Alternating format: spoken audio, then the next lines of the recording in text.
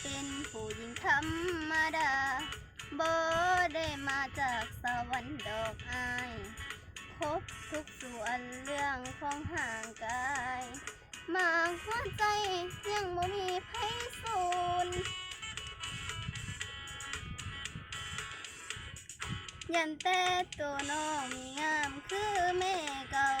ของอายนั่นนะของอายนั่นนะละแก้มขาวจูนปูนเฮ็ดจังได้น่าน้องสิลองเว้าเบิ่งก่อนนะมันข่าวว่าใจน้องนี่ละเบา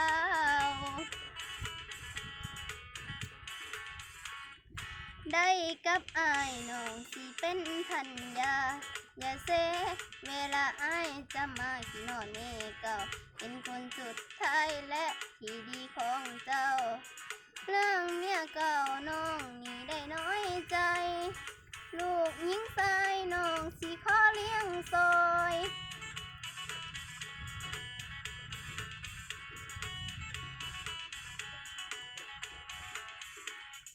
ยันแต่ตัวน้องนี่งามคือแม่เก่าของอายนั่นนะของอายนั่นนะละแก้มขาวจูนพูนเฮ็ดจังได้น่าน้องสิลองเว่าเบิ่งก่อนนะ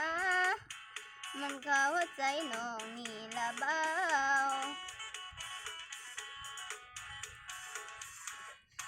ได้กับอายน้องสิเป็นพันยาอย่าเซเวลาอายจะมากินหอดนี่เก่าเป็นคนสุดท้ายและที่ดีของเจ้า